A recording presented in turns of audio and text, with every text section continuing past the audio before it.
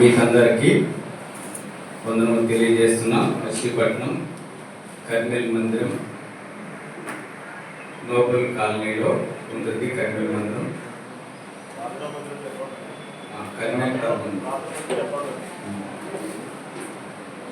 ఇక రాజు అన్న అదే రీతిగా మరి కుమారి యొక్క ఆశించిన రీతిగా ఇక్కడ రావడం జరిగింది. ఈ సంవత్సరాంతంలో విరివిగా మరి ఉదయకాలం సాయంకాలం పరిచయలు ఉన్నప్పటికీ మరి అన్నగారు ఆహ్వానించిన రీతిగా మీ మధ్యకు రావడం జరిగింది. కొద్దిసేపు మనం దేవుని వాక్యాన్ని చూస్తాం. బైబిల్లో కీర్తనల గ్రంథము 34. కీర్తనల గ్రంథం 34వ అధ్యాయము మొదటి 3 వచనాలు కలిసి చదువుదాం. కీర్తనల గ్రంథము 34వ అధ్యాయము మొదటి 3 వచనాలు. నేను ఎల్లప్పుడూ యెహోవాను సన్నిధించను, నిత్యము ఆయన కీర్తనలను పొందును. యెహోవాను బట్టి నేను ప్రశంసించుచున్నాను, నేను విని సంతోషించగలను. నాతో కూడి యెహోవాను కనపరచుడి, మనకు ఏకంగా కూడి ఆయన నామమును గొప్ప చేయుదుము. తర్వాత యెషయా గ్రంథం 9వ అధ్యాయం 6వ వచనం అందరం కలిసి చదువుదాం. యెషయా గ్రంథం 9వ అధ్యాయము 6వ వచనాన్ని అందరం కలిసి చదువుదాం. ఏలైనగా మనకు శిశువు పుట్టెను, మనకు కుమారుడు అనుగ్రహింపబడెను, ఆయన భుజం మీద రాజ్యభారములను. ఆశ్చర్యకరుడు, ఆలోచనకర్త, బలవంతుడైన దేవుడు, నిత్యుడైన తండ్రి, సమాధానకర్తకు అధిపతి అని అతనికి పేరు పెట్టబడెను. తర్వాత చివరిగా లూకాసు సువార్త 2వ అధ్యాయం. లూకాసు సువార్త 2వ అధ్యాయం 7వ వచనం. లూకాసు సువార్త 2వ అధ్యాయం 7వ వచనం. తన తొలిచూలు కుమారుని కని కొద్ది గుడ్డలతో చుట్టి సత్రంలో వారికి స్థలం లేనందున ఆయన పశువుల తొట్టిలో వరుండబెట్టెను. ప్రార్థన చేసుకున్నాం.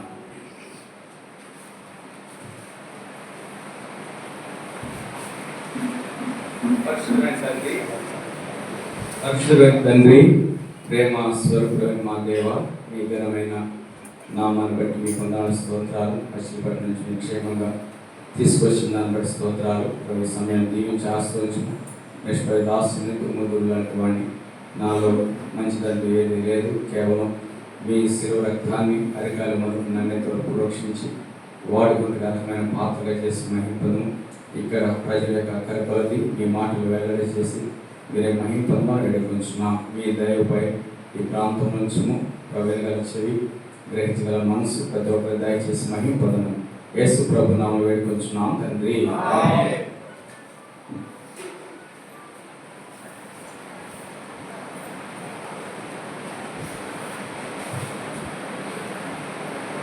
ఒక వాక్య భాగాన్ని మనం గమనించినట్లయితే ఈ యొక్క యెషయా గ్రంథం 9వ అధ్యాయం 7వ వచనంలో మనకు కుమారుడు అనుగ్రహింపబడెను. ఆయన కుమారుడుగా మరి భూమి మీదకి రావటం మనము చూస్తాం.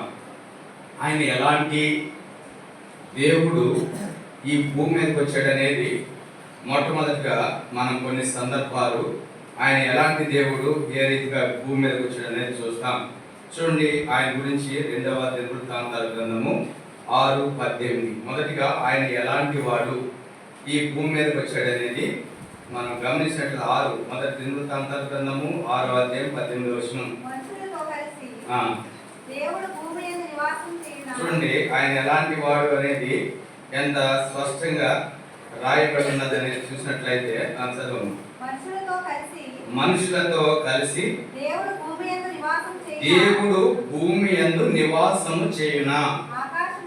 ఆకాశమును మహాకాశమును నిన్ను పట్టుదలవే, నేను కట్టిన ఈ మందిరము నేను పట్టున. అంటే ఈ దేవుని గురించి మనం చూసినట్లయితే ఆయన గురించి ఏమని రాయబడిందంటే, మనుషులతో కలిసి దేవుడు భూమి యందు నివాసము చేయున. అంటే ఎందుకు అలా వ్రాయబడి ఉన్నదని మనం చూసినట్లయితే ఆయన మరి ఈ ఒక మొదటి తిమోతి రాసిన పత్రికలో ఆయన ఎలాంటి దేవుడు అనేది కూడా ఇక్కడ కూడా రాయబడింది. మొదటి తిమోతి రాసిన పత్రిక 6వ అధ్యాయము 15-16 వచనాలు. తిమోతి రాసిన శ్రీమంతుడును అద్వితీయునకు సర్వాధిపతి యుక్త కాలమందు ఆ ప్రత్యక్షతను కనుపరచును. ఆ సర్వాధిపతి రాజులకు రాజును ప్రభువులకు ప్రభునైనాడు. సమీపింపరాని తేజస్సులో ఆయన మాత్రమే వసించుచు అమరత్వం గలవాడే ఉన్నాడు. మనుషులు ఎవడును ఆయన చూడలేదు, ఎవడును చూడనేరడు.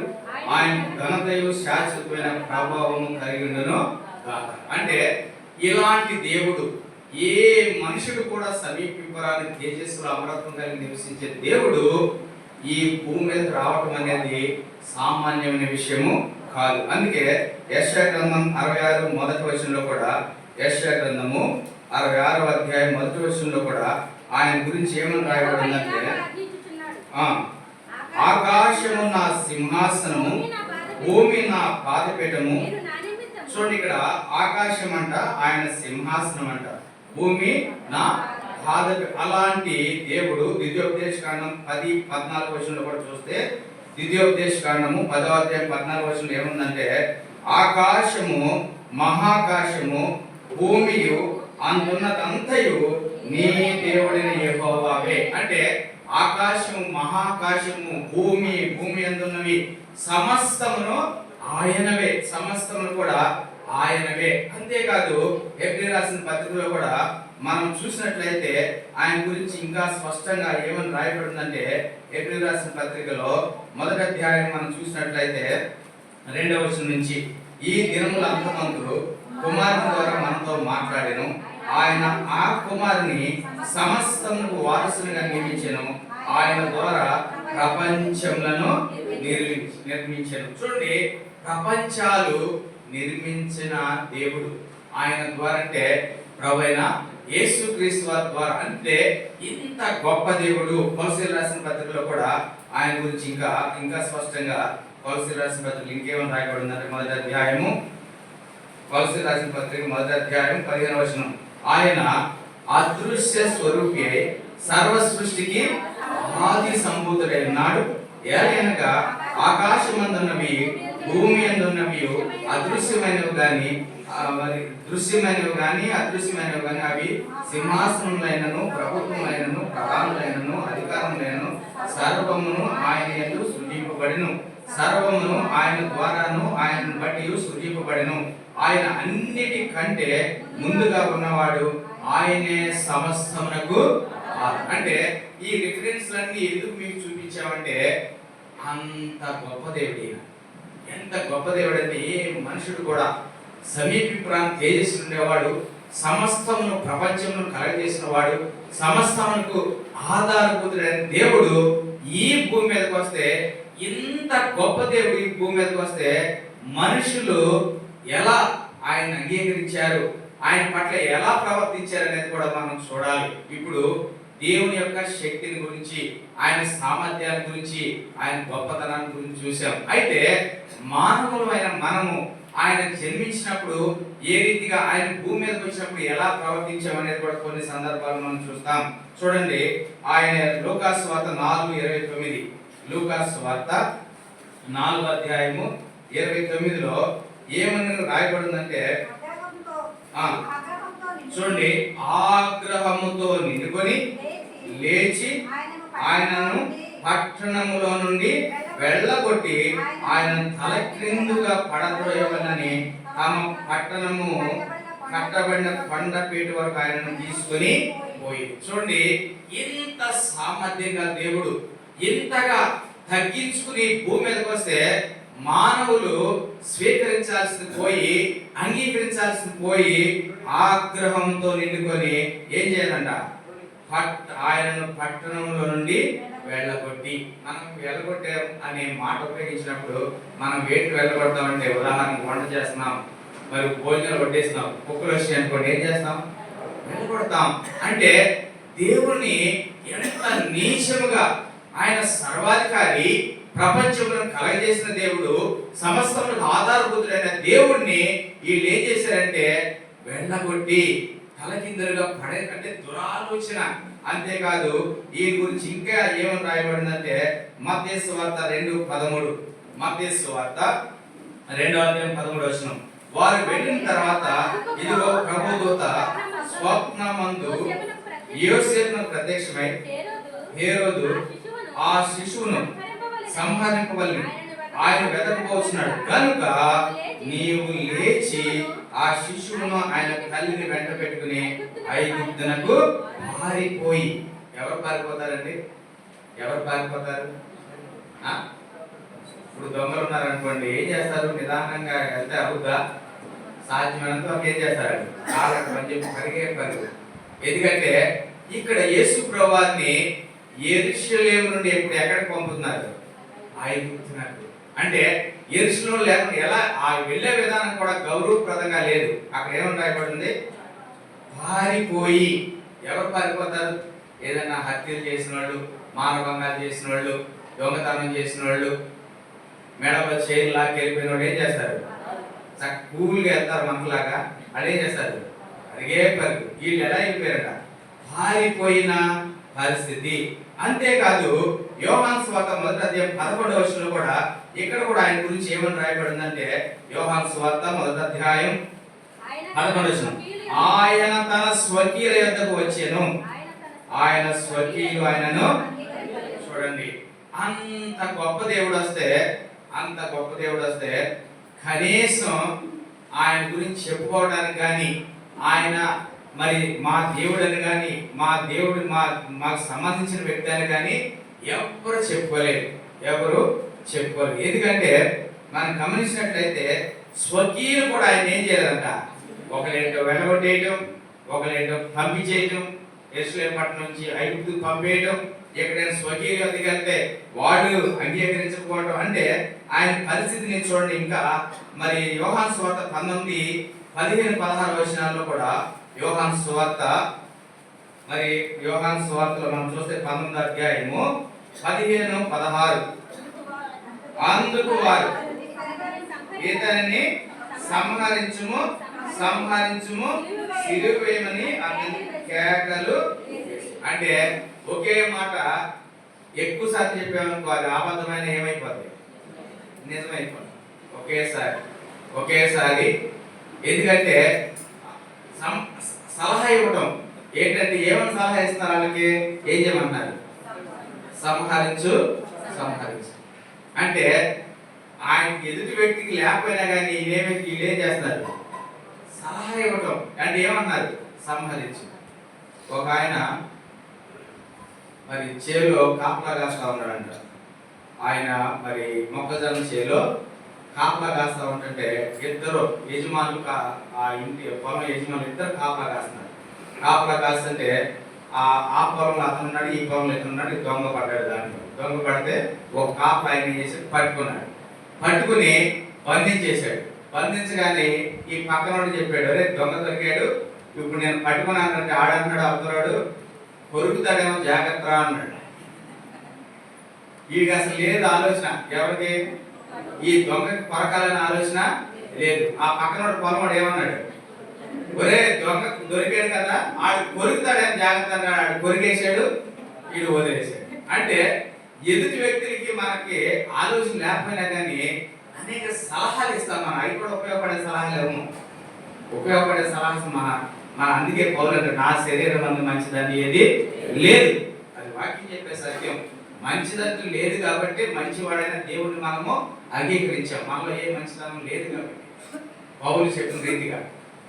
అందుకే నా శరీరాన్ని నలగొట్టుకుని దాన్ని లోపరుచుకుంటున్నానని చెప్తారు. కాబట్టి ఇక్కడ మనం గమనించినట్లయితే సంహరించు అని చెప్పేవారు ఉన్నాడు. అంతేకాదు ఇంత కలగజేసిన దేవుడికి, ఈ సమస్తం ఆధారభూతులైన దేవుడికి, సమస్తం కలగజేసిన దేవుడికి, ప్రపంచాలు కలగజేసిన దేవుడికి, మరి ఆకాశం ఆయన సింహాసనం, భూమి ఆయన పాదపీఠమైన దేవునికి ఏమీ లేదని వాక్యం సెలవిస్తుందంటే మత్తయి సువార్త 8:20 ఏమని బైబిల్ గ్రంథం సెలవిస్తుందంటే 8:20 అందుకు యేసు నక్కలకు గొర్రెలను ఆకాశ పక్షులకు నివాసములను కలవు గాని మనిషి కుమారుని తల వాల్చుకొనుటకైనను స్థలము లేదని అతనితో చెప్పాడు. అంటే అన్ని సమస్తము ఆకాశంలోని భూమిలోని అన్ని ఆయనవి. అంటే అలాంటి దేవునికి ఏం లేదని చెప్తున్నాడు ఆయన స్వయంగా, నాకు తల వాల్చుకున్నట్టు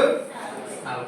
అంటే అంత దేవాది దేవుడు ఈ భూమి మీదకి వస్తే ఆయన చంపాలని, వెలగొట్టాలని, తలకిందులుగా పడవేయాలని ఎన్నో ఆలోచించాడు. కానీ వీటన్నిటి విషయం ఎందుకు ఓర్చుకున్నాడు దేవుడు అనేది మనం చూసినట్లయితే, ఎందుకు అనేది చూస్తే మరి చూడండి లూకాసు వార్త 7:30 మనం గమనించినట్లయితే దేవుడు ఎలాంటి వాడే చూసాం.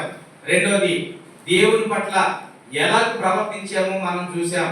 మూడో సంగతి మనం ఆలోచిస్తే ఎందుకు ఇవన్నీ భరించినాడు అనేది మనం చూస్తే లూకాసు వార్త 7:30 చూడండి. పరిసయ్యులను చూడండి, ఇక్కడ పరిసయ్యులను ధర్మశాస్త్రోపదేశకులను అతని చేత బాప్తిస్మం పొందక తమ విషయమై దేవుని సంకల్పమును నిరాకరించి. అంటే దేవుని సంకల్పం కన్య మరియ గర్భాన ఈ భూమి మీదకి రావడం అనేది, ఆయన తగ్గించుకోవడం అనేది, ఆయన శిలువ మరణం పొందడం అనేది, ఆయన చనిపోవడం అనేది, తిరిగి లేవడం అనేది, ఇది దేవుని యొక్క ప్రణాళిక, దేవుని యొక్క ఉద్దేశం. చూడండి ఇక్కడ తమ విషయమైన దేవుని సంకల్పమును నిరాకరించిరి. ఇక్కడ కూర్చున్న వారిలో ఎవరైనా సరే నీవు ఈ యొక్క 2024 సంవత్సరం ఈ యొక్క 12వ నెల ఈ 19వ తారీఖు వరకు దేవుడు నీ పక్షంగా సంకల్పించిన ఉద్దేశాల్ని నీవు నిరాకరిస్తున్నావేమో, నీవు తృణీకరిస్తున్నావేమో, నువ్వు పరీక్షించుకో. దేవుడు ఒక ఉద్దేశానుసారంగా, ఒక సంకల్పానుసారంగా ఈ భూమి మీద రావడం మనం చూస్తాం. చూడండి, మనకు అర్థం అవ్వాలంటే తండ్రి అయిన దేవునికి ఇశ్రాయేలు ప్రజల్ని విమోచించడం, వారిని కనాను చేర్చడం అనేది దేవుని యొక్క ఉద్దేశం, దేవుని యొక్క ప్రణాళిక. ఎర్ర సముద్రం రాగానే వీళ్ళకి ఏమర్థమైంది? ఎర్ర సముద్రం రాగానే ఏమన్నారు? మోషే దగ్గరికి, ఆరోన్ దగ్గరికి వెళ్ళి ఏమన్నారు? మాకు అక్కడ లేవా సమాధులు? ఇండైరెక్ట్, మనం అంటే డైరెక్ట్ చెప్పం. నాకు కూడా చాలా మంది ఇండైరెక్ట్ గా చెప్తారు, కాకపోతే ప్రభుని అడిగి అర్థం చేసుకుంటా ప్రయత్నం చేస్తారు. ఎందుకంటే ఏది స్పష్టత ఉండదు, వాళ్ళు చెప్తారు, అది అర్థం చేసుకోవాలి. ఈ దగ్గరికి వెళ్ళి ఇండైరెక్ట్ ఏమన్నారంటే అక్కడ సమాధులు లేవా, కనీసం ఈ సముద్రంలో సమాధులు కట్టడానికి కూడా కుదరదు అంటే ఇండైరెక్ట్ గా అంటున్నారు. కానీ వాళ్ళకి అర్థం కాని విషయం ఏంటంటే ఈ సముద్రంలో కూడా దేవుడు పరిపూర్ణమైన మార్గము ఏర్పాటు చేసినాడు అనేది అర్థం వాళ్ళకి కాదు. ఎందుకంటే దైవజనుడైన ఏలియా గారికి కూడా అర్థమైందా? యెజబెల్ చంపేస్తానే ఉన్నాడు కానీ ఆయనకి అసలు మరణం లేదనేది సంగతానికి ఆయన తెలిసే మరణం లేదని. కానీ ఆయన ఏమనుకుంటున్నాడు? నా సాగు యెజబెల్ చేతిలో తప్పదు, కాబట్టి ఇక చాలు, నన్ను ఏమంటున్నాడు, ఇక తీసేసుకో, చాలు తీసేసుకో. అంటే దేవుని చిత్తము, దేవుని ఏర్పాటు, దేవుని ప్రణాళిక మనకు అర్థం కానప్పుడు భార్యను నిందిస్తాం, భర్తను నిందిస్తాం, దైవ సేవకులు నిందిస్తాం, ఇరుగు పొరుగులను నిందిస్తాం.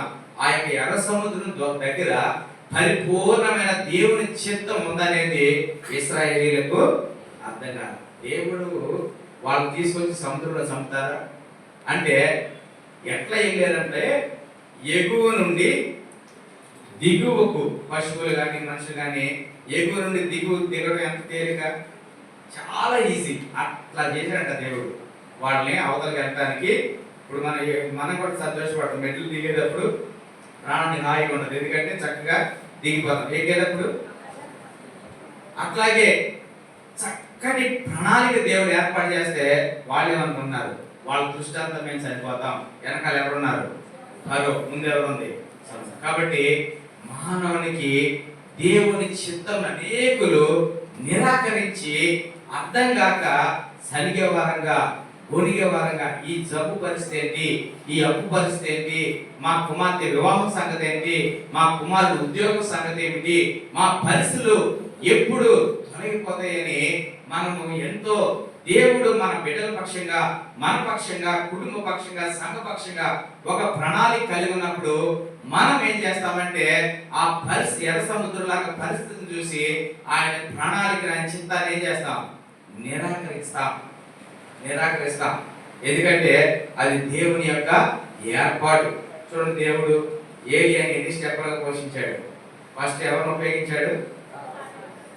కాకులను ఉపయోగించాడు. రెండోది ఎవరిని ఉపయోగించాడు?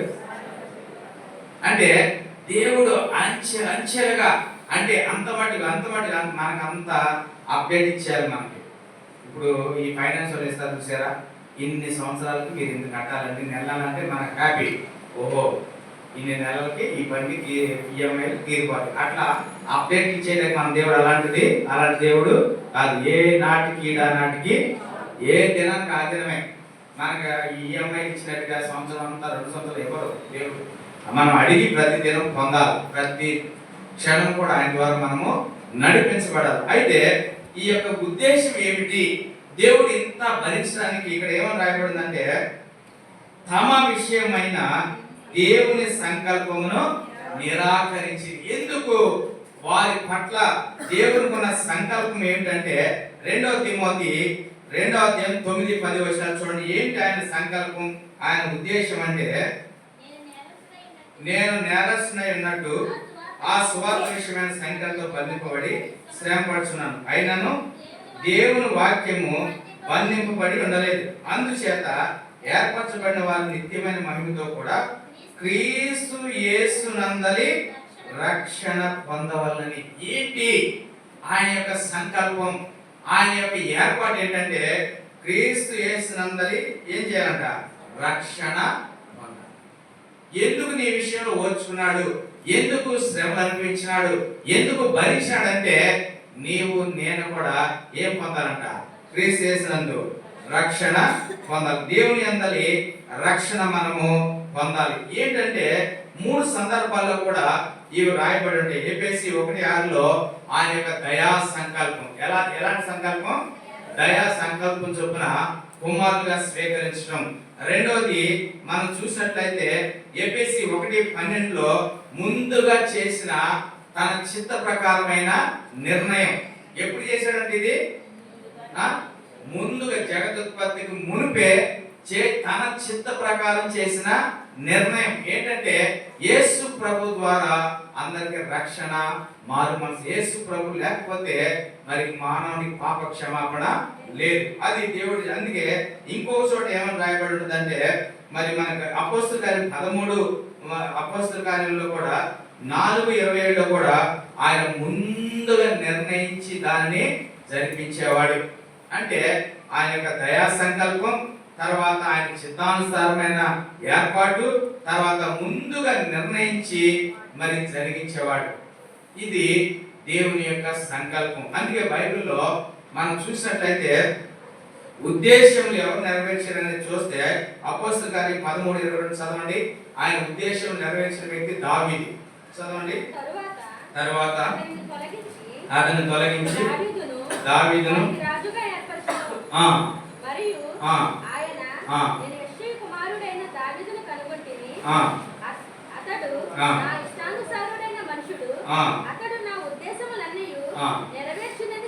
చాలు. ఉద్దేశములన్నీ కూడా ఎవరు నెరవేర్చారంట? దావీదు. అంటే దావీదు యొక్క ఆశ, కోరిక ఏంటంటే, ప్రభా నా పట్ల నీ చిత్తం ఏంటి? ఈ సంవత్సరానికి చివరి భాగాలకు వచ్చాం, మనం కూడా ప్రార్థన చేశారు. ప్రభా ఈ సంవత్సరం చివరి భాగానికి వచ్చారు, నా పట్ల నీ ఉద్దేశం ఏంటి? నీ చిత్తానుసారమైన వాగ్దానం నాకు అనుగ్రహించు. నా పట్ల మీ ఉద్దేశాలు ఏంటంటే, ఆయన మరి ఈ యొక్క దావీదు విషయంలో సంతృప్తికరంగా సమాధానం చెప్తున్నాడు దేవుడు. సంతృప్తికరంగా ఏమిటంటే, నా ఉద్దేశములన్నీ అతడు నా ఇష్టానుసారుడైన మనుషుడు. ఎంతమంది వాళ్ళకి వీళ్ళకి మనం ఇష్టలుగా ఉంటాం, కానీ అసలు ఉండాల్సిన ఆయనకి ఉన్నాం. అందుకే ఈయన చెప్తున్నాడు, ప్రభు దేవుడు ఏం చెప్తున్నాడంటే, అతడు నా ఇష్టానుసారుడైన మనుషుడు, అతడు నా ఉద్దేశములన్నీ నెరవేర్చేవాడని దేవుడు చెప్తున్నాడు. దావీదు కూడా చెప్తున్నాడు అదే మాట. కీర్తన గ్రంథం 18వ అధ్యాయంలో దావీదు కూడా అతను ఏమని చెప్తున్నాడు చూడండి. దావీదు కూడా 18వ అధ్యాయంలో కీర్తన 18లో దావీదు ఏమంటాడంటే 19వ వచనం 2వ లైన్ 19:2 నేను ఆయనకి ఇష్టుడను కనుక. చూడండి దావీదు కూడా చెప్తున్నాడు. దేవుడు ఏం చెప్పాడో అదే మాటలు ఇంకెవరు చెప్తున్నారు? దావీదు కూడా అన్నాడు నేను ఆయనకు. మనం చెప్పగలమా? అందుకే చాలా మంది అంటారు అన్న మాకు అది జరగట్లేదు ఇది జరగట్లేదు మా పరిస్థితి అక్కడే ఉంది ఏం మార్పు లేదంటే బైబిల్ ఒకటే చెప్పిందమ్మా. యెహోషువ గ్రంథం మరి 13:21లో ఏమని ఉందంటే యెహోషువ గ్రంథం అక్కడ మన ఎట్లా ప్రేమించాలి దేవుని అనేది స్పష్టంగా రాయబడి చూడండి. 23:11 యెహోషువ 23:11 బహు జాగ్రత్త పడి చూడండి ఏం చేయాలంటే మనము ఏంటి మనకు ఉండాల్సిన జాగ్రత్త? మనకు ఒకటే జాగ్రత్త, బంగారం బీరువాలు పెట్టుకోవటం, బీరువాలు దాటమే కానీ ఆటి విషయాల్లో జాగ్రత్త. కానీ ఇంకా కొంతమందికి ఇక్కడ కూర్చున్నప్పుడు ఒక డౌట్ ఉంటుంది, గ్యాస్ కట్టొచ్చానో లేదు. కొంతమందికి అది కూడా పనిచేస్తూ ఉంటుంది. ఇక్కడ ఉన్నారు కానీ సాతాను ఏం చేద్దాం మన హృదయ మైండ్లో దూరి ఏదో ఒకటి ఆలోచన ఖాళీగా ఉండేవాడు ఏదో ఒకటి తీసుకొస్తాడు. కూర్చున్నా కానీ ఇంటికి తాళం వేసానో లేదా, గ్యాస్ కట్టానో లేదా, నా దగ్గరికి వస్తారు మందులో వచ్చి అనగా ఒకసారి పోనేమని అంటారు. ఏంటమ్మంటే గ్యాస్ కట్టానో లేదు. వాళ్ళు అడిగే ఫోను ఒక్కసారి ఉన్నాను ఏమనుకోవద్దన్న మా అంకుల్ గారికి ఒకసారి ఫోన్ చేసి అంకుల్ గారి పని ఏంటి గ్యాస్ కట్టడమే కదా. అంకుల్ గారికి ఒకసారి ఎందుకంటే ఇతరమైన వాటి విషయంలో మనకి ఎంతో అపారమైన జాగ్రత్త ఉంటుంది. కానీ ఇక్కడ ఏముందంటే కాబట్టి మీరు బహు జాగ్రత్త పడి మీ దేవుడైన యెహోవాను ప్రేమింపాల. అంతేకాదు మొదటి కొరింథీ రాసిన పత్రిక 16వ అధ్యాయము 21, 22 ఎవడైనను ప్రభువును ప్రేమింపకుంటే వాడు శపింపబడును గాక. అంటే నువ్వు ప్రభువును బహు జాగ్రత్తగా ప్రేమించాలి. నువ్వు దేవుణ్ణి ప్రేమించకపోతే ఏమవుతావు అంట. ఎవరికి ఇష్టం ఉంది మాట? ఏ మాట? ప్రేమించకపోతే ఊరుకోవచ్చుగా ప్రభావం మమ్మల్ని శపించడం ఏంటి ప్రభావం అంటున్నారా? వాక్యం చెప్పేది నా మాట కాదు. మీరు కానీ బహు జాగ్రత్త పడి ప్రేమించాలా. రెండోది చూస్తే ఏం చేయాలంట, ఎవడైనాను ప్రభువును ప్రేమింపకుంటే వాడు అంటే నేను రక్షింపడ్డాను కాబట్టి నేను ప్రేమించకపోయినా పర్లేదు అనుకుంటే నీకేమొస్తుంది? అందుకే మనం గమనించినట్లయితే బైబిల్లో ఒక మాట ఉన్నది, దేవుని ప్రేమించు వారికి మేలు కలుగుటకై. ఎవరికైనా సమస్త సమకూడు జరిగాయి? ఎవరికి? నేను అదే చెప్తాను. నా దగ్గరికి వచ్చి అడిగితే ఒకటి, నువ్వు దేవుని ప్రేమిస్తే నీకేం జరుగుతుంది? సమస్త సంపూర్ణ జరుగుతుంది. నువ్వు ప్రేమించకపోతే జరగదు. అంత ఎవరిలో ఉంది. అందుకన్నా దేవుడికి ఏమంటే మనుషులు చెప్పే మాటలు లక్ష్య పెట్టద్దు. మార్క్స్లో 5వ అధ్యాయం 32-33లో మనుషులు చెప్పే మాటలు లక్ష్య పెట్టద్దు, భయపడక ఎవరిని నమ్మకించమంది ఎవరిని నమ్మించు. భయపడక నమ్మిక మాత్రం ఉంచు. నీ పని అది. నమ్మించే పని నీ పని. భయపడకు, నమ్మించు. మనుషులు చెప్పే మాటలకి లక్ష్య పెట్టద్దు. వాళ్ళ మాటలు ఏ మాటలు నీకు అనవసరం. నీవు మాత్రం భయపడక నమ్మిక మాత్రము ఉంచు. నమ్మిక లేకపోతే ఎన్ని సంవత్సరాలు అంతే. యెషయా గ్రంథంలో ఉంటుంది అన్నమాట. అసలు స్థిరపడరంట. ఎంత కాలం ఉన్నా కానీ, ఎన్ని సంవత్సరాలు మందిరానికి వచ్చినా కానీ మరి స్థిరపడటం అనేది అసాధ్యమైన పని. మీరు నమ్మకుండా స్థిరపరచగా ఇది చూడండి. యెషయా గ్రంథంలో మీరు నమ్మకం చూడండి. 7వ అధ్యాయము 9వ వచనం చివరి మాట. 7వ అధ్యాయం 9 చివరి మాట. మీరు నమ్మకుండా స్థిరపడక ఎందురు. నువ్వు ఎంత కాలం మందిరానికి వచ్చినా, నువ్వు ఎంత కాలం బైబిల్ చదివినా, నువ్వు ఎన్ని మీటింగ్లకు వచ్చినా, నీవు కానీ నమ్మలేదంటే ఎట్లా ఉంటావు? అస్థిరుడివే. స్థిరపడవు. అస్థిరుడివే నువ్వు ఎంత కాలం ఉన్నా. అందుకే చక్కని మాట ఉంటుంది, వారు యుద్ధమందు దేవుని నమ్మిరి వారికి విజయం వచ్చిందని.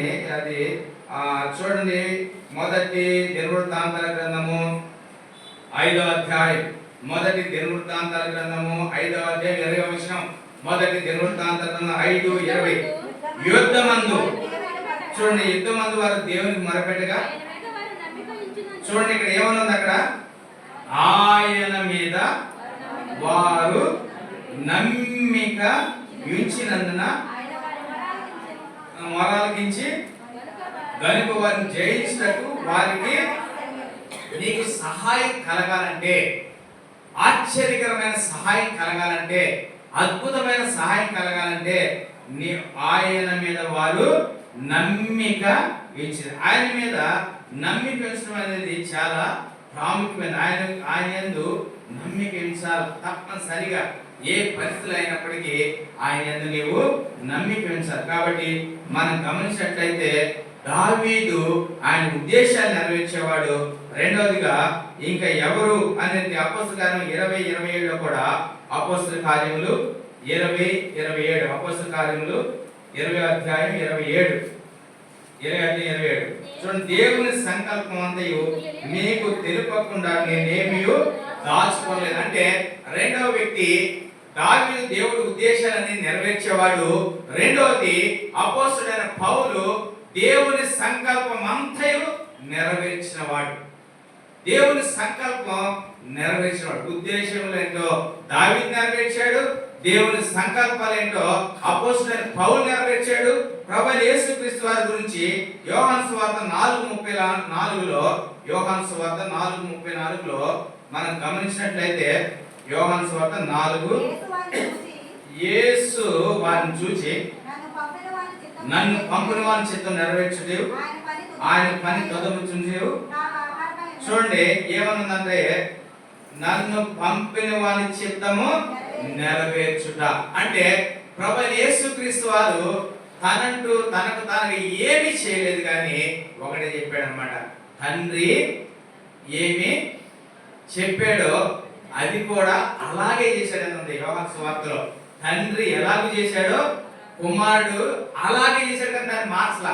మనం ఏదైనా చెప్పామనుకో, ఇదైతే చక్కకి వెళ్ళి పెట్టినన్నాం అనుకోండి, కొంతమంది అంటారు రేట్ ఎక్కువ అయిపోతుందన్న, అమృత పని అంటాడు, ఇంకోటి వచ్చి అంటాడు అయోధ్యన మామూలుగా అంటాడు, ఇంకోటి వచ్చి 5. అంటే ఏమాత్రం ఒక చెప్పింది చేయడానికి మనిషి ఇష్టపడనే పడదు. ఎందుకంటే కానీ యేసు ప్రభువు ప్రపంచం కలగజేసిన దేవుడు, సమస్త సృష్టికి ఆధారభూతుడైన దేవుడు అయినప్పటికీ ఆయన మాత్రం తండ్రి ఏం చెప్తే అలాగే చేసినవాడు. తండ్రి చిత్తం అందుకంటాడు, నీ చిత్తమైతే నా యొద్ద నుండి ఈ గిన్నె.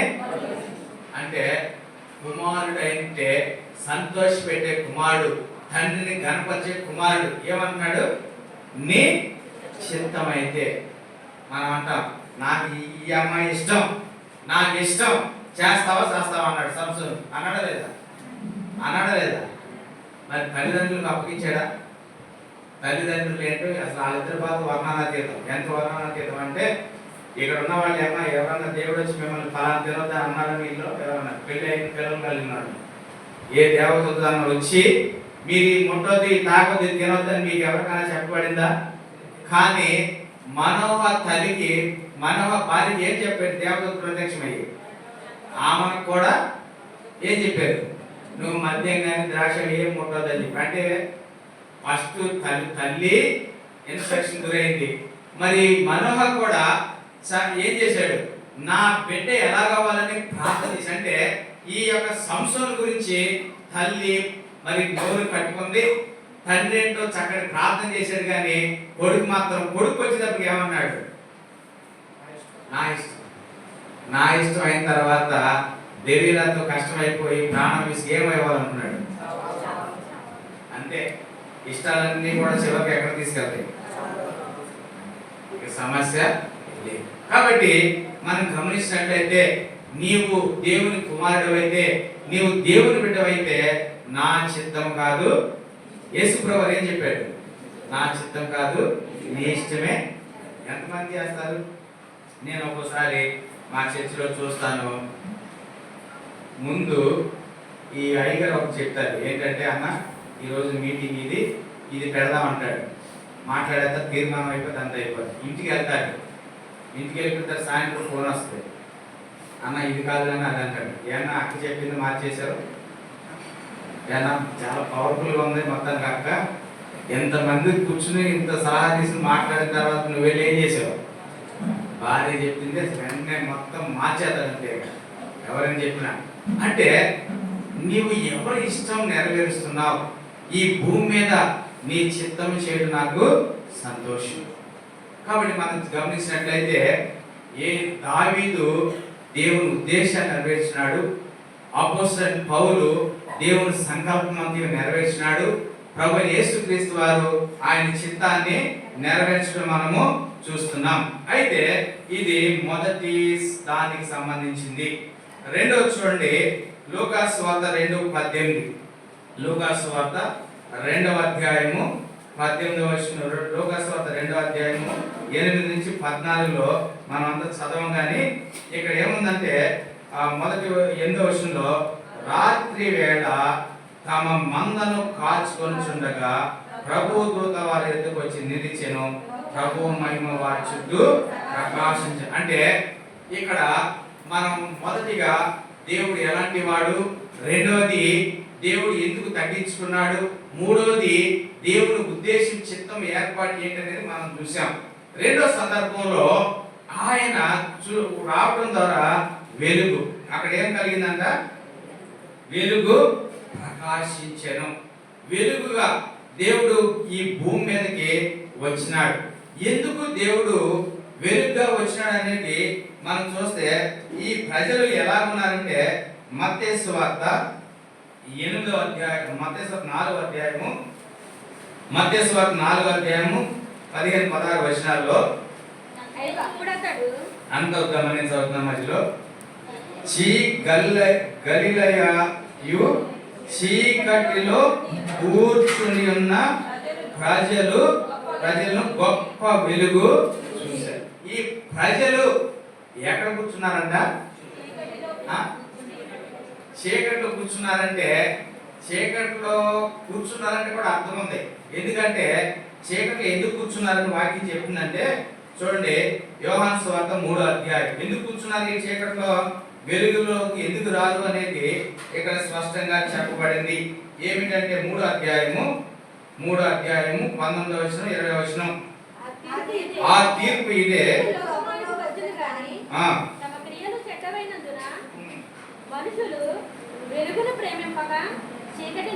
చూడండి చీకటిని ప్రేమించారు కాబట్టి ఎక్కడ కూర్చున్నారు? వెళ్ళి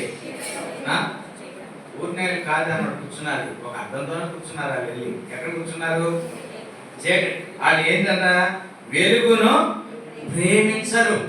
వాళ్ళు ప్రేమించేదండి చీకటి. చూడండి దొంగలు ఉన్నారనుకోండి, వాళ్ళంతా వర్క్ చేసేది ఎప్పుడు? అసలు పగలతో వాళ్ళకి సంబంధం ఉంటుందా? వాళ్ళు ఎప్పుడు పని చేస్తారు? మనమందరం ఉదయం లేచి వేకునే లేచి చక్కగా రాత్రి వరకు పనులు చేసి పడుకుంటాం. ఈ దొంగలు ఎప్పుడు స్టార్ట్ చేస్తారు? వాళ్ళకి ఎంత చీకటి ఉంటే అంత ఇష్టం వాళ్ళకి. ఒక మాదిరిగా వెళ్తున్నాను మరి బాబా ఇవాళ వద్దురా దొంగతనం, ఎందుకంటే అసలు మనుషులు కనపడతారు చూచాయిగా, ఈ వెళ్తులో మనం దొంగతనానికి వెళ్ళామంటే మనం సీసీ కెమెరాలో పడతాం. కాబట్టి మనకు కావాల్సింది ఏంటి? చీకటి. అంటే వాళ్ళు ప్రేమించేది వారి కార్యాలు నెరవేర్చుకోవడానికి ఏం కావాలి? వాళ్ళకి చీకటి కావాలన్నమాట. వీళ్ళు ఇప్పుడు ఎక్కడ కూర్చున్నారు? ఈ ప్రజలు చీకటిలో కూర్చున్నారు. ప్రజలు అనేది, ఈ ప్రజలు గొప్ప వెలుగును చూశారంటే, ప్రజలు రెండో సందర్భంలో ప్రజలు అసలు ఎలాంటి వారిగా ఉన్నారు? దేవుని గ్రంథంలో ప్రజల గురించి కొన్ని సందర్భాలు చూస్తాం. చూడండి వారు ఎలాంటి వారు, వాళ్ళు ఎందుకు చూడాల్సి వచ్చింది గొప్ప వెలుగునంటే, ఈ ప్రజల పరిస్థితి ఎలా ఉందంటే, యెషయా గ్రంథం 1వ అధ్యాయం 4వ వచనం, వీళ్ళ పరిస్థితి చూడండి. పేరు ఎలాంటి పేరు చూడండి ఒకసారి. పాపిష్టి జనమా. ఎలాంటి ప్రజలంట? గమనించండి, ఎలాంటి ప్రజలు? దోషభరితమైన ప్రజలకి ఇప్పుడు ఏం కావాలి? వెలుగు కావాలి. దోషభరితమైన ప్రజలకి ఏమి కావాలంటే గొప్ప వెలుగుమైన దేవుడు వారికి కావాలి. అందుకే వెలుగు కావాలి. తర్వాత మనం గమనించినట్లయితే వీళ్ళు దోషభరితమైనవి. అందుకే మన దోషములు ఎక్కడ అందుతున్నాయంట? తలకు మించిపోయి ఆకాశాన్ని అంటే అన్ని దోషాలు, నా దోషాల వల్ల, నా పాపాల వల్ల నాకు స్వస్థత లేదు. చూడండి, ఇప్పుడు ఈ లోకాసువార్త 13వ అధ్యాయంలో మనం చూసినట్లయితే అక్కడ అబ్రహాము ఎవరి కుమార్తెను పట్టిందా దెయ్యం? చెప్పాలి. అంటే రక్షణ పడిన వాళ్ళని పట్టిందా, రక్షణ లేని వాళ్ళని పట్టిందా? చెప్పాలి మీరు. విశ్వాసన అవిశ్వాసన పట్టింది సాతాను. విశ్వాసం తప్పిపోయినప్పుడు ఏది పట్టింది? ఎన్ని సంవత్సరాలు పట్టింది? 18. ఎన్ని ఎంఆర్ఎస్ కాలు తీపించిన జబ్బు బయటడతా? ఎన్ని సిటీ స్కాన్ తీపించిన జబ్బు బయటడతా? పట్టింది ఏంటి? దయ్యం. నేను మందిరంలో ఒక ఆమె దయ్యం పట్టింది. కొబ్బరి నుండితో ప్రార్థన చేసిన తర్వాత పోయింది, భోజనం చేసింది, పడుకుంది. తర్వాత ఇంటికి వెళ్ళిపోయింది. వాళ్ళమ్మంటే అన్న దెయ్యం కదన్నా, ట్యాబ్లెట్ వాళ్ళట్టు ఉంది. అదేంటమ్మా, అసలు ఇంటికి వెళ్ళిన తర్వాత ఆటో ఎక్కువ అందరి మీద పడి దెబ్బలాడి కొట్టిందన్నావు, అసలు ఆటో ఎక్కనంటున్నావు, నాకు మంచి భోజనం పెట్టి నేను వెళ్ళిపోతాను, నీ దగ్గర ఉందని నువ్వే చెప్పావు కదా. దయ్యం అంటే ఇప్పుడు ఆ పిల్లకి ఏం పట్టిందని తెలియకూడదు. మళ్ళీ సాయంత్రం నేను ప్రార్థన చేస్తున్న ఫలానా రూతు మరి ఇట్లా దయ్యం పట్టింది, దేవుడు స్వస్థపరిచాడు, ప్రార్థన చేయండి, బలహీనంగా ఉందని చెప్తే ఆమె వచ్చి నా దగ్గర వచ్చాను. దయ్యం కాదన్నా, చూసారా? అంటే ఆమె ఆంధ్ర బ్రెయిన్ ఇన్స్టిట్యూట్ తీసుకెళ్ళి ఎక్కడ తీసుకెళ్ళి ఏం బయటపడతాం? పడదు జబ్బు. కొంతమంది జబ్బులు అసలు అర్థం కావు, అసలు ఎందుకు వచ్చిందో అర్థం కావు. అందుకే పక్షి గారి దగ్గరికి ఒకరంటే దేవా నాకు తలపోటు తగ్గట్లేదని చెప్తే ప్రార్థన చేయమంటే ఆయన ఏం చెప్పాడంట? తలపోటు ఇచ్చినందుకు దేవుని స్తుతించి అప్పుడు తగ్గుతుందని చెప్పారు.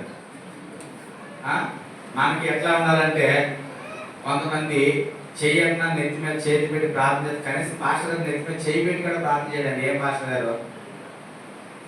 మాకు కూడా చాలా మంది చదువు లేని వాళ్ళే, రోడ్లు పనులు చేసుకునేవాళ్ళు. వాళ్ళకు కూడా ఎలా ఉంటుందంటే ఒక డాక్టర్ దగ్గరికి వెళ్తే ఎలాగైనా ఒక 45 ఇంజక్షన్లో పెద్ద పెద్ద షీట్లు వేస్తేనే వాళ్ళకి సంతృప్తిగా ఉంటుంది. లేకపోతే ఏం డాక్టర్ అమ్మాయి అసలు ఒక ట్యాబ్లెట్ ఇవ్వలేదు, ఒక చేతితో ముట్టుకోలేదు, కనీసం ఇంజక్షన్ చేయలేదు. అందుకే మాకు ఆర్ఎంపీ డాక్టర్ ఎలాగైనా 65 ఇంజక్షన్ చేసేస్తారు. మరి ఏ రంగులతో ఒకటి ఎర్రగా ఉంటుంది, ఒకటి పచ్చగా ఉంటుంది. అసలు ఇష్టం వచ్చి చేసేస్తే వాళ్ళకి సంతృప్తి. అమ్మో ఏం డాక్టర్ అమ్మా, అసలు కవర్ నిండుగా ఒక ఫ్రూట్స్ బ్యాగ్ ఇచ్చినట్టు మందులు ఇచ్చేస్తే వీళ్ళకి సంతృప్తి. ఆడెందుకు వేస్తాడు? ఇది కాకపోతే అది, అది కాకపోతే అది, అది కాకపోతే ఇది. వీళ్ళు ఏమనుకుంటారు? డాక్టర్ అంటే ఈయనండి, ఈయన టెస్ట్ చేయండి నాకు మంది అని అంటాడు. ఆయన దగ్గరికి అసలు వెళ్ళం. మనం పరిశీలించి సరే ప్రమిగా ఉంది స్ట్రిప్ తీసుకెళ్ళి ఇస్తే అసలు ఎవరు మందు? డాక్టర్ అపాయింట్మెంట్ మనకంటే ఇప్పుడు అపాయింట్మెంట్ తీసుకుంటే మనోడు కూడా 300 ఇస్తే వెంటనే 500 ఇస్తే ఇమీడియట్లీ అని ఉంటుంది. అక్కడ అమెరికాలో నువ్వు 1000 కాదు 1,00,000 ఇచ్చినా కానీ సీరియల్ ప్రకారమే. కాబట్టి ఆ సిస్టమ్ అలాంటిది. మనకులాగా డబ్బులు తీసేసుకుని ఏదో రాసేసే పని ఉంటుంది. అక్కడ అపాయింట్మెంట్ చేసుకోవాలి. ఆ ప్రకారమే మనం వెళ్ళి చూపించుకోవాలి. మన దాకా డబ్బులు పెట్టేద్దాం, డబ్బులు ఇచ్చేద్దాం, అక్కడ కాంప్రమైజ్ అనేది అవ్వదు. అయితే ఈ పాప కూడా దయ్యం పడితే చివరికి ఏమంటుందంటే తగ్గిపోయిన తర్వాత దయ్యం కాదన్నా ఏదో అట్లా మాట్లాడిందన్న నీరసం అయిపోయి అట్లా మాట్లాడేసింది అని అంటుంది. అంటే ఏదేమైనా మన జీవితంలో ఈ ప్రజలు దోషభరితమైన వారు, అంటే వారిలో మంచి అన్ని దోషాలే. దోషభరితమైన ప్రజలు త్వరగా చూడండి. ఇంకా మనం గమనించినట్లయితే అంత తర్వాత చూడండి నిర్గమకాండం 32:7. ఇక్కడ 3 సందర్భాలు ఉంటాయి. నిర్గమకాండము 32:7. నిర్గమకాండం 32.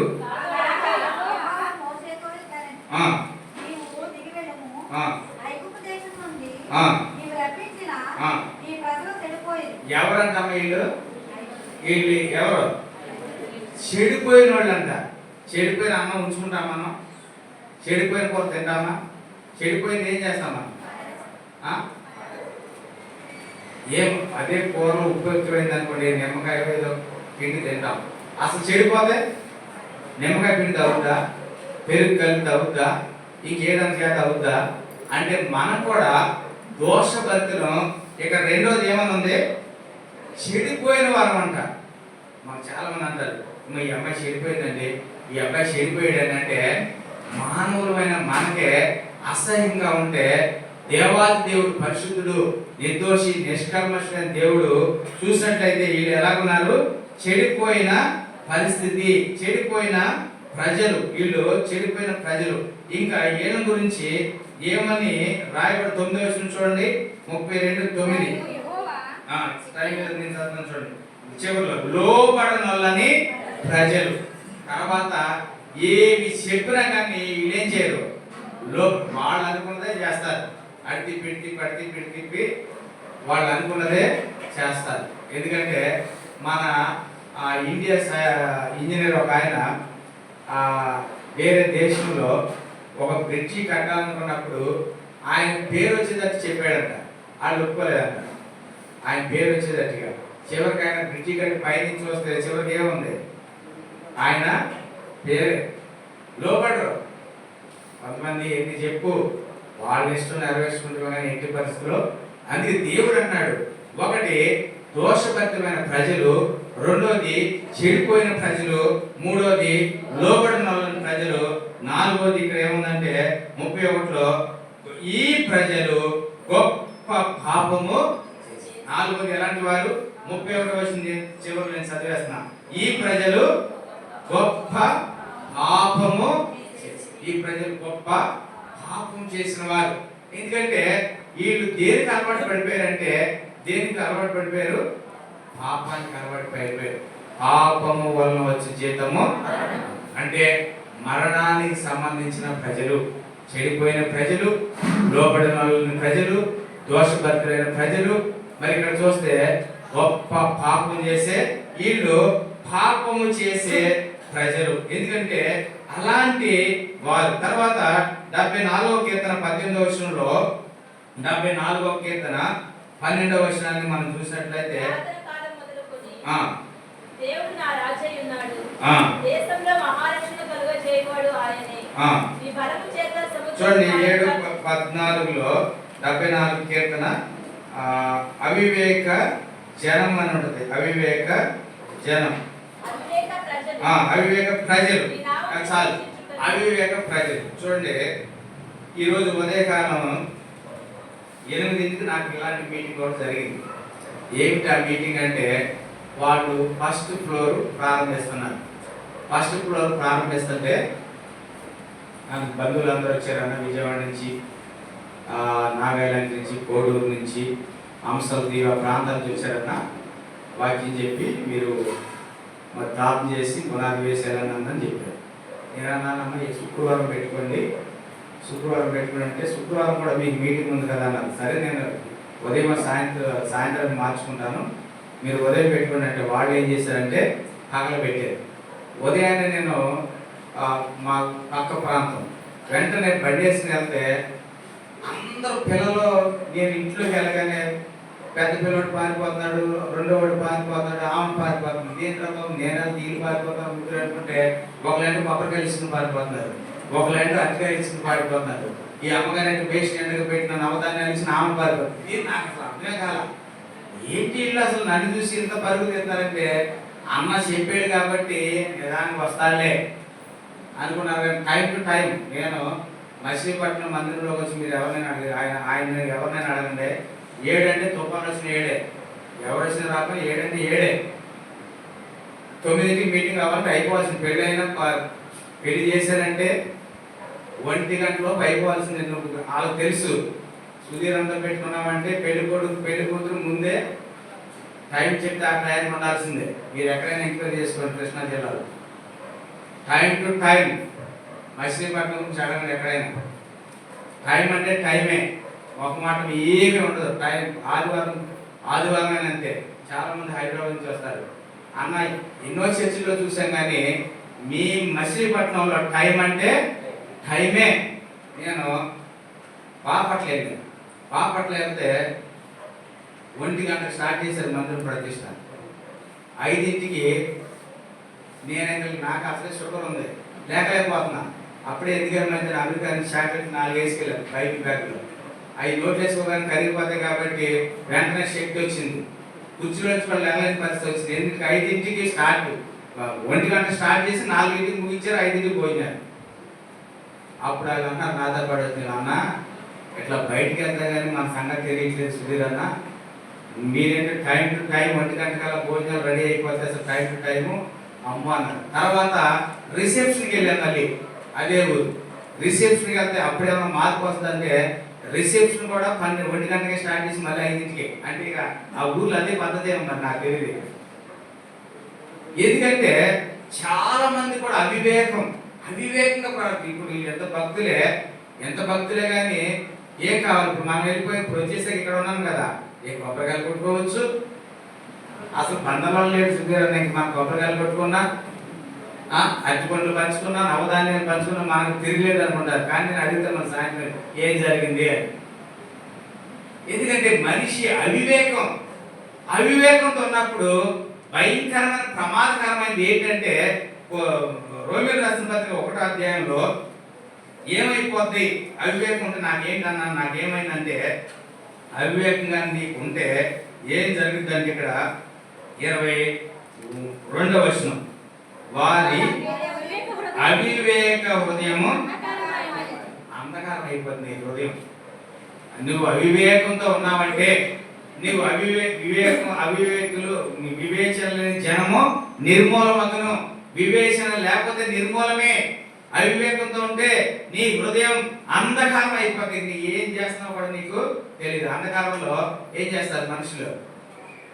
అంధకారంలో ఉన్న వాళ్ళని తడుపుకోవడం తప్ప ముందుకెళ్తా ఉండదు, వెనక్కి రావడానికి ఉండదు. ఏనుగు ఒక గుడ్డోడికి ఏనుగు చూపించి దాన్ని తాకించి పట్టుకోమని ఇదేనుగు అన్నారంట. ఇక జీవితకాలం ఏనుగంటే ఏమంటాడు? తోక పట్టుకున్నాడు కాబట్టి అది చూసాడు కాబట్టి ఇదే ఏనుగేక, ఇదే ఏనుగు అంటే అంధకారంలో ఉన్న వాళ్ళకి ఏమి అర్థమో కాదు. ఒకడు గుడ్డోడు యేసు అన్నగారిని పిలిచాడంట. పిలిచి అన్నగారు టీ తాగని అన్నాడంట. టీ తాగమన్న తర్వాత యేసు అన్నగారు టీ తాగాడు. యేసు అన్నగారు టీ తాగిన తర్వాత ఆడు 10 రూపాయలు ఇచ్చి గుడ్డోడు 8 రూపాయలు చిల్లర ఇచ్చాడు. కానీ టీ అంతా రూపాయి. యేసు అన్నగారికి ఇచ్చాడంట లెక్క పెట్టమని. యేసు అన్నగారు లెక్కెట్టి అన్నగారు 8 రూపాయలు అన్నాడంట. అయిపోతే గుడ్డోడు మామూలుగా ఉండాలి కదా. అప్పుడు ఎవడో వచ్చాడంట, అన్నగారు ఒకసారి లెక్క పెట్టిన అన్నాడు. ఆడితే ఆడి లెక్క పెట్టి అన్నాడు 8 అన్నాడు. మాకు కొద్ది దూరం వెళ్ళిన తర్వాత రే ఎక్కడి నుంచి వస్తున్నారంటే ఒకసారి లెక్క పెట్టిన అన్నాడు. అంటే గుడ్డోడు అంటే చూడండి ఎలా అంటాడు, మామూలుడు. ఆడు 7 గంటలు అవగానే దేహం కలిగించేసేవాడు. సాయంత్రం ఏం చేసేవాడు? 8 అవగానే దేహం కలిగించేసేవాడు. ఇప్పుడంటే మనకు లైట్లు అన్నీ స్విచ్లు వేస్తుంటే పట్టపగలు అయిపోతుంది. ఆ దినాలన్నీ ఏంటి? దీపాలు. ఈడు దీపం కలిగి చేసుకుని ఎదురుగా కూర్చున్నాడంట.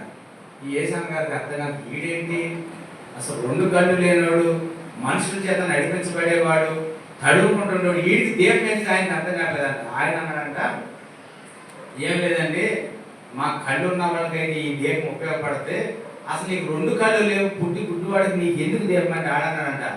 మీరు చెప్పింది కరెక్టే సార్, కానీ నాకేంటంటే కళ్ళు ఉన్నవాళ్ళు తాగేసి గుడ్డోళ్ళు అయిపోతున్నారు, గుడ్డోళ్ళు అయి నా మీద పడి నన్ను తొక్కేస్తున్నారు కాబట్టి నాకు ఈ లైట్లు ఉంటే వాళ్ళు ఏం చేయరు, నా మీద పడత సార్ది, వాళ్ళ కోసం నేను లైట్ తీసుకున్నాను కానీ నాకేం ఉపయోగమో. అంటే ఎంత అవివేకం, ఎంత గుడ్డితనం! ఈ ప్రజలు దోషభరితమైన ప్రజలు, అంతేకాదు ఈ ప్రజలు మరి లోబడిన వారు, ఈ ప్రజలు చెడిపోయిన వారు, ఈ ప్రజలు పాపం చేసేవారు, ఈ ప్రజలు అవివేకులు. ఇంకో చోట అపొస్తలులు 28 చదవండి, 28:27లో ఈ ప్రజలు క్రొవ్విన వారు, ఈ ప్రజలు క్రొవ్విన వారు అంటే గర్విష్ఠులు, లెక్కలేని తనం గలవారు, లెక్క ఉండదు. దేవుడు అంటే లెక్క ఉండదు. కాబట్టి అలాంటి వారికి ఇప్పుడు దేవుడు ఏమైనాడు? వెలుగుమయుడిగా. ఈ దేవుడు వెలుగుమయుడిగా ఉండి ఏమి చేసినాడంటే, ఒకప్పుడు మీరు ప్రజలై ఉండక, ఎఫెసీ 5:8 ఒకప్పుడు మీరు చీకటి అయి ఉంటిరి. ఒకప్పుడు ఏంటంట? చీకటి. ఒకప్పుడు చీకటి అయితే మొదటి పేతురు రాసిన 1:9 చూస్తే, ఆశ్చర్యకరమైన తన వెలుగులోనికి మిమ్మను దేవుడు ఆశ్చర్యకరమైన తన వెలుగులోనికి మనల్ని పిలిచాడు. అంతేకాదు ఎఫెసీ 5:13 ఏమంటే, వెలుగు ప్రత్యక్షత వలన మనలో ఉన్న లోపాలన్నీ కూడా కనిపిస్తాయి. ఎందుకంటే ఆ వెలుగు అనేది ప్రతిదీ స్పష్టతను ఇస్తుంది అన్నమాట. ప్రతిదీ కనిపిస్తుంది, తేటపరుస్తుంది. కాబట్టి పాపం చేసేవారు ఇలాంటి ప్రజలు దేవుని యొద్దకు రాకుండా ఉంటే మనం చూస్తున్నాం. అందుకే దేవుడు ఏం చేసినాడంటే, తన ప్రజలుగా చేసుకున్నారు, తన వారే ఉన్నారని. చూడండి ఎలా చేసుకున్నాడు అంటే, మత్తయి 1:21 ఆయన ఏం చేశాడు అనేది మనం చూస్తే, ఈ ప్రజల్ని, ఎలాంటి ప్రజల్ని ఏం చేశాడంటే 21, ఆమె యొక్క కుమారుని కనును తన ప్రజలను వారి పాపం నుండి ఆయనే రక్షించిన కనుక. ఎవరినంట? తన ప్రజలను. చూడండి, ఇన్ని భరించడానికి, ఇన్ని సహించడానికి, ఇన్ని ఓర్చుకోవడానికి కారణం ఏంటంటే, ఆయన ఇక్కడ ఏం చెప్తున్నాడు? మనందరం ఎవరిమి? తన ప్రజలు. అంతేకాదు తన ప్రజలకు ఏమి ఇవ్వాలని కోరుకున్నాడంటే, కీర్తన గ్రంథం 29 ఏమి ఇవ్వడానికి ఆయన వచ్చాడు అనేది మనం చూస్తే, కీర్తన గ్రంథము 29:11 కీర్తన గ్రంథం 29:11 చూడండి, యెహోవా తన ప్రజలకు. చూడండి, ఎందుకు బలం ఇవ్వాల్సి వచ్చింది? ఎందుకు ఇవ్వాల్సి వచ్చింది? మనిషి ఎట్లున్నాడంటే, ప్రతి వాణి చెప్పాలి, ప్రతి వాణి గుండె ఎలా ఉంది? బలహీనం అయిపోయినాయి గుండెలు. బలహీనం అనేది ఏమైపోతారు? ఇక ఎక్కడికి వెళ్తారు? బలహీనం అయితే చాలా మంది గ్యాస్ నొప్పి వచ్చినప్పుడు డాక్టర్ దగ్గరికి వెళ్తారు, గుండె నొప్పి వచ్చినప్పుడు ధీమాగా ఉంటారు. లోకంలో ఇప్పుడు ఎట్టుందని గ్యాస్ నొప్పి వస్తే పరిగెత్తికి వెళ్ళిపోతున్నారు, గుండె నొప్పి వచ్చినప్పుడు మాత్రం ఆరోగ్యం ఉందని అనుకుంటున్నారు. అసలు అంటే ప్రజలు ఏది గుర్తించలేకపోతున్నారు, ఏ నొప్పి కూడా గుర్తించలేకపోతున్నారు ఇప్పుడు ప్రజలు. అదంటే ఇదవుతుంది, ఇది అనుకుంటే అదవుతుంది. అయితే ఇక్కడ మనం చూసినట్లు యెషయా గ్రంథంలో చూస్తే, ప్రతి వాని గుండె ఏమైపోయింది? బలహీనమైపోయింది. తర్వాత చూస్తే దేవుడు చెప్తాడు, అమ్మా నీ బలహీనత నుండి నీవు విడుదల పొంది ఉన్నావు. బలహీనత నుండి, శత్రు కార్యాలను బట్టి, శత్రు యొక్క పరిస్థితులను బట్టి మనిషి ఏమైపోతున్నాడు? బలహీనుడు అయిపోతున్నాడు. రోగాలను బట్టి బలహీనుడు, శత్రువులను బట్టి బలహీనుడు. మరి ప్రతి వారికి. అయితే ఎలాంటి వారికి దేవుడు ఏమిస్తున్నాడు? ఆయన యెహోవా తన ప్రజలకు ఏమిస్తున్నాడు? బలము అనుగ్రహిస్తున్నాడు. బలం. ఒక ఆమె వచ్చి గిరికి చెప్పింది, అన్న ఇంత కాయలు తింటున్నారన్నా, అసలు కేజీ మాంసం తింటున్నారమ్మా అన్న, అసలు నేనేంటి అసలు ఏమి తింటలేదన్న, బలహీనం అయిపోతున్నారన్న. ఆడేంటో అసలు ఎన్ని జంతువులు, ఎగిరే పక్షుల్ని, ఆగే జంతువులు అన్ని తింటున్నారనంటే, నేను ఆమెకు ఒక రిఫరెన్స్ చూపించా. అమ్మ మరి మాకు ఒక్కోసారి ఏముండదు, మేము కూడా బలహీనమే, అయినా ఎట్లా బలంగా ఉంటున్నామంటే, ఏప్రిల్ రాసిన పత్రిక 11:34 ఇది చదువుకమ్మా. ఇక దీన్ని బట్టే నువ్వు బలవంతురాలు అవ్వాలి తప్ప ఇక వేరే మార్గం లేదు. మరి నువ్వు పండు కొనుక్కోలేనన్నావు, ఫలం కొనుక్కోలేనంటున్నావు, మాంసం తినలేనన్నావు. కాబట్టి నువ్వు ఈ బైబిల్ ఏం చెప్తుందంటే, నీ కొరకు చూడమ్మా ఒక మాట అని చెప్పి 34 చివరిలో చూడమ్మా, బలహీనులుగా ఉండి ఎట్లా బలపరచబడ్డారు వాళ్ళు? ఎలా బలపరచబడ్డారు? మాంసం తిన్నారా? అంతేగాని అందరికి అన్ని అందుబాటులో ఉండవు. అన్ని మరి ఏరియాకి ఒకే ఫుడ్, ఆ రొట్టె, ఆ మాంసం. నాకు ప్రభా నాకు పల్లీలు చట్నీతో మరి ఇడ్లీలు కావాలి, దోశలు కావాలంటే కుదురుతా? ఏరియా ఒకే మెను, అక్కడ ఉన్నన్ని రోజులు అదే. నాకు ఇది కావాలి, నాకు అది కావాలి, నాకు ఇది కావాలి, అది కావాలంటే అవ్వదు. దేవుడు ఇచ్చిన మేమే తినాల్సిందే మనం. అక్కడికి వెళ్తే సాధిపతి విధురాల దగ్గర ఏముంది రొట్టె. అంటే మన జీవితాల్లో దేవుడు ఏది అనుమతిస్తే దాన్ని మనం అనుసరించాలి తప్ప, మనం ఇక్కడ చూసినట్లయితే బలహీనులుగా ఉండి విశ్వాసం ద్వారా బలపరచబడ్డాడు. అంటే ఇంకోటి, క్రీస్తు నా కుమారుడా క్రీస్తు యేసునందు నా కృప చేత బలవంతుడవు కమ్ము. దేవుడు కృపను కోరుకోవాలా, విశ్వాసంతో బలపరచబడాలి తప్ప మనం ఆయా రీతులు అనుకుంటే మన వల్ల ఏమీ కాదు, మన వల్ల ఏమీ కాదు. అందుకే మనం గమనించినట్లయితే ఈ వాక్యపు వెలుగులో మరి దేవుడు తన ప్రజలకు బలం ఇచ్చాడు, తన ప్రజలకు ఇంకోటి ఏమి ఇచ్చాడంటే సమాధానం ఇచ్చాడు. చూడండి అక్కడే ఉంది, యెహోవా తన ప్రజలకు సమాధానం. చూడండి బైబిల్లో ఉంది, లూకాసు వార్త 2వ అధ్యాయంలో ఆయనకి ఇష్టలైన మనుషులకు భూమి మీద ఏముంది? చూసారా ఆయన ఎందుకు వచ్చాడు? బలహీనుడైన నీకు బలము. రెండోది సమాధానం లేదు, నెమ్మది లేదు, దుష్టులు కదులుచున్న సముద్రము, అలాంటి వారికి కూడా దేవుడు సమాధానం ఇచ్చాడు. చివరిగా యెహోవా తన ప్రజలకు సమాధానము కలుగజేసి వారిని ఆశీర్వదించాను.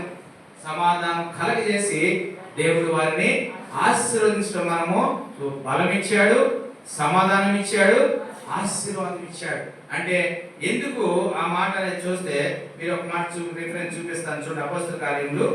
అపోస్తల కార్యంలో ఈ ఆశీర్వాదం అనేది ఎలాగొచ్చింది అనేది వాక్యం చెప్తాను. 3వ అధ్యాయం 3:26 దేవుడు తన సేవను పుట్టించి మీలో ప్రతి వాని దుష్టత్వం నుండి మళ్లించడం వల్ల మిమ్మును ఆశీర్వదించుటకు ఆయనను మొదట మీ యొద్దకు పంపెను. చూడండి మనం గమనించినట్లయితే దేవుడు మరి ఇక్కడ ఆశీర్వదించాలనేది, అందుకే హగ్గై గ్రంథం 2:19 ఏమంటే ఇది మొదలుకొని నేను మిమ్మను ఆశీర్వదించదను. కాబట్టి మరి రాజన్నని, మరి కుమారక్కని, శామ్యూయల్ రాజు, బాలరాజు కుటుంబాన్ని ఇది మొదలుకొని దేవుడు ఏం చేస్తాడ? ఆశీర్వదిస్తాడు. తప్పనిసరిగా దేవుడు ఆశీర్వదించడం మనము చూస్తున్నాం. ఎందుకంటే కరెక్ట్గా 1 గంట అయింది, ఇంకో 10 నిమిషాలు చెప్పమంటారా? చాలా సరే. కాబట్టి మనం గమనించినట్లయితే ఈ యొక్క వాక్య వెలుగులో దేవుడు మరి తన ప్రజల కొరకు ఇలాంటి స్థితిలో ఉన్న ప్రజలను రక్షించడానికి దేవుడు మరి ఈ భూమి మీదకి రావటం, బలం ఇవ్వటం, రెండవది వారికి సమాధానం ఇవ్వటం, మూడవది వారిని ఆశీర్వదించడం. కాబట్టి ఈ వాక్య వెలుగులో ఒక సందర్భం చూపిస్తాను చూడండి. యోహాను సువార్త 1:14, యోహాను సువార్త 1:14. ఈ 3 సందర్భాలు రాజన్న వచ్చారా? ఉన్నారా రాజన్న? కుమారక్క. 3 విషయాలు మీ కుటుంబం నిమిత్తం ఇక్కడ చేరి వచ్చిన 3 రెఫరెన్సెస్ చూపిస్తాను. ఆ యొక్క బిడ్డల పక్షంగా, మీ కుటుంబ పక్షంగా 3 వాగ్దానాలు మీరు రెఫరెన్స్ గుర్తుపెట్టుకోండి. చూడండి ఆయన దేనికి ఇష్టపడ్డాడు అనేది చూస్తే యోహాను సువార్త 1వ అధ్యాయం, యోహాను సువార్త 1వ అధ్యాయము 14వ వచనం. ఆ వాక్యము శరీరధారి అయి కృపా సత్య సంపూర్ణుడుగా మన మధ్య, అంటే ఈ కుటుంబ పక్షంగా రాజన్న కుమారి యొక్క వారి కుటుంబ పక్షంగా వారి మధ్య దేవుడు నివసిస్తున్నాడు. కాబట్టి మన మధ్య కూడా దేవుడు నివసించినప్పుడు 3 రిఫరెన్స్ చెప్పి నేను ముగిస్తాను చూడండి. మొట్టమొదటిగా దేవుడి కుటుంబ పక్షంగా ఉండి దేవుడు ఏం చేసినాడు అనేది మనము గమనించినట్లయితే ఏం చేసినాడంటే ద్వితీయోపదేశకాండం 7వ అధ్యాయం 17-21 వచనం. మొదటిగా చూడండి, గుర్తుపెట్టుకోండి రిఫరెన్స్. ద్వితీయోపదేశకాండము వారి కుటుంబం నిమిత్తము ఈ యొక్క వాక్యానికి ద్వితీయోపదేశకాండం 7వ అధ్యాయము 17వ వచనం 21వ వచనం.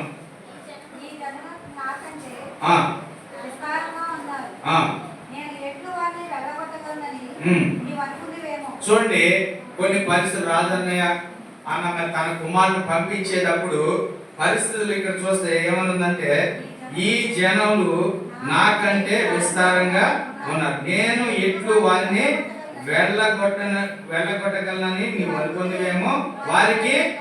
ఎందుకంటే ఈ పరిస్థితిలో నేను కుమారుని ఎలా పంపించగలను, యుఎస్ఏ పంపించాలంటే నా వల్ల అయ్యే పని కాదనుకున్నప్పుడు చూడండి దేవుడు 21వ వచనం, వారిని చూపు జడియవద్దు, నీ దేవుడైన దేవుడైన యెహోవా నీ మధ్యన ఉన్నాడు, ఆయన భయంకరుడైన మహా దేవుడు. అంతేకాదు యెహోషువ గ్రంథం 5:3లో దేవుడు ఆయన నీ మధ్య ఉండి అద్భుతములు చేయడు. రాజన్న కుటుంబ విషయంలో మొట్టమొదటిగా దేవుడు ఆ కుటుంబంతో ఉండి ఆ కుటుంబం మధ్య ఉండి ఆ కుటుంబంలో అద్భుతం చేశాడు, ఆశ్చర్యం చేసినాడు. కాబట్టి తన కుమారుడు ఎక్కడ ఉన్నాడు? యుఎస్ఏలో ఉన్నాడు. కాబట్టి వారి పక్షంగా వారి మధ్యని మొదటిగా మరి ధైర్యం చెప్పి భయపడొద్దని చెప్పి మరి వారి పక్షంగా అద్భుతం చేశాడు. రెండో రిఫరెన్స్ చూడండి, రెండోదిగా మనం చూసినట్లయితే మీకా గ్రంథం 3:11, మీకా 3:11 రెండోది చూడండి. మీకా గ్రంథము సభను తీసుకున్నారు 3:11. ఆ ఆ ఆ ఆ చూడండి, ఇక్కడ యెహోవాను ఆధారం చేసుకుని చూడండి, యెహోవా మన మధ్య ఉన్నాడు కదా, ఏ కీడును మనకు రానేరదని. అంటే దేవుడు మన మధ్య ఉంటే మనకి ఏ కీడు కూడా రాదు. దేవుడు మన మధ్య ఉంటే ఏం రాదు మనకి, ఏ కీడు అని మనం పాడతాం. ఏ కీడు రాదని యేసే చెప్పెను మాకు, ఏ కీడు రాదని యేసే చెప్పెను మాకు, మేము భయపడము, ఇక మేము భయపడము. కాబట్టి దేవుడు మన మధ్య ఉంటే మనకి ఏ కీడు రాదు. మొదటిగా దేవుడు మన మధ్య ఉన్నాడు, ఆయన అద్భుతాలు చేస్తారు. చివరిగా ఇంకొక మాట చూడండి, మనం చూసినట్లయితే జపన్య గ్రంథం 3:15, జపన్య గ్రంథం 3:15 చివరిగా జపన్య చూడండి, మనం అనుకోవద్దు. యెహోవా మీ మధ్య ఉన్నాడు, ఇక మీదట మీకు అపాయము సంభవింపదు. దేవుడు ఈ కుటుంబం మధ్య ఉన్నాడు కాబట్టి ఇక ఏం సంభవించదు, ఎలాంటి అపాయం సంభవించదు. మొదటిగా వారి మధ్య ఉండి అద్భుతం చేసిన దేవుడు. రెండోది వారి మధ్య ఉంటే ఏ కీడు రాదు. మూడు, వారి మధ్య ఉంటే అపాయం అనేది రాదు. ఆ కుటుంబ పక్షంగా వారి తన రాజన పక్షంగా అపాయం గాని కీడు గాను రాదు. అంతేకాదు దేవుడు వారి మధ్య ఉండి ఏం చేస్తాడంట, అద్భుత కార్యాలు చేస్తాడు. అటు రీతిగా ఆ కుటుంబాన్ని దేవుడు ఆశీర్వదించును గాక.